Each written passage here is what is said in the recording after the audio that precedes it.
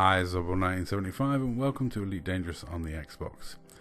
And since the announcement that consoles no longer getting Odyssey and they've dropped updating console version at all, the one thing I think Fdev have not done is allay the fears that this game's going to die and be wrapped up. If they were to announce that the console version's getting the service left on for a minimum of 5 years, maybe 7 years, whatever, it would allay a lot of people's fears and people would go back to start enjoying this game again and not be so nervous and worried about it. There isn't another game like this. No Man's Sky does scratch some of the itches, but let's face it, that's Scooby at a black hole. There isn't another game that comes close to replicating some of the stellar phenomena actually embedded in the Milky Way, and being set in the Milky Way just makes it that much cooler. And I don't think any other game has got this sort of random nature of exploration. None of the game replicates the spaceship combat like Elite does. There's a lot going for the Horizons version of Elite Dangerous. As I've said on many Discord chats and forums, I loved the Horizons version of this game 6 months ago, and it is sad that the console development stopped, but we've still got the Horizons version I loved 6 months ago.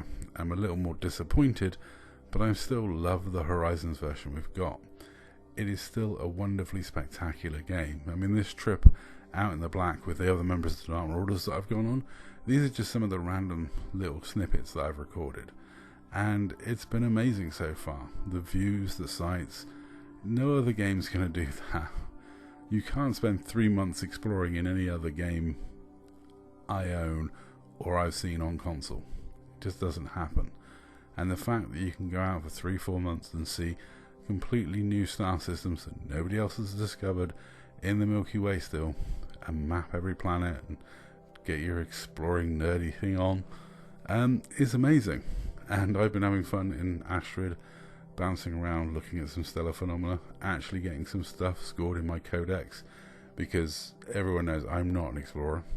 I am likely to go space mad before the end of this trip, but at this point I'm still enjoying being out in the black with the guys, chatting, laughing and joking. And I hope when we get back the game isn't completely dead.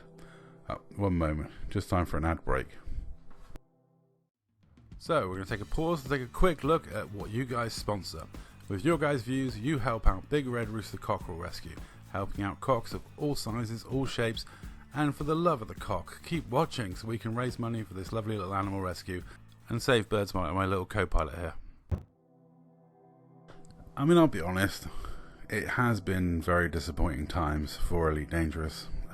It's been really disappointing for console players especially, but if they were just to announce that the game was going to be supported for X amount of years going forward, whether that be 3, 5, 7, whatever, the console expense isn't that high. If they announced that, they were going to keep the console version alive and playable for another 7 years, I would happily go back to promoting this game to newer players and helping newer players get to grips with this game.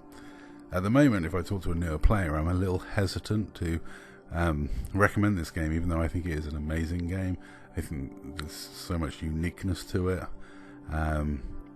but I can't really recommend it to people in its current state, with the fact that they haven't made an announcement on how long the console version is going to be going for, which is disappointing. But if they did, that would change, I think, a lot of people's mentality towards this game.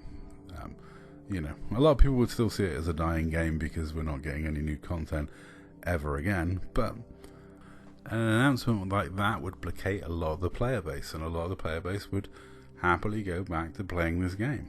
And the more people playing this game, the more arcs, revenues coming in, the more likely the servers are to stay on. So at the moment on console version we're struggling to keep players. We need Fdev just to help out a little bit, just to keep the game alive. Or at least that's my opinion. I'd love to know what you guys think in the comments down below. I honestly, I'm still at the point where I'm very disappointed in Fdev, but ultimately it's their game, it's their decision making process. I question it, but ultimately it's up to them. But I want to keep this game alive, and the only way I can do that is trying to persuade players to play it and have fun, enjoying what there is to be offered to them in the Horizons version of the game. You've still got some of the best ship combat, PvP wise, I think you can get on any game. You've still got a lot going for it in terms of, you know, variety of stuff you can get up to. Yes, it's a grind fest, and yes, there's a lot of grindy mechanics to it, but ultimately there's no other game that comes close. There's no other game where you're able to just go out, you know, record snippets, capture screenshots like you can on Elite Dangerous. There's no other game that comes close to matching the majesty, the epicness, the huge, vast systems, the fact that you can grow a player faction and watch it spread across star systems, taking control of hundreds of systems, you know, that sort of stuff. There's no other game like that on console, and I would like to see Elite remaining on console for as long as I can keep it going.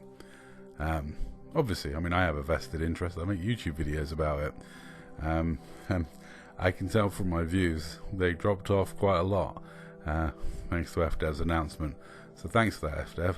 But anyway, that's all for this video. Let me know what you think in the comments down below, and I'll leave it there and say that's all. Thank you very much for watching.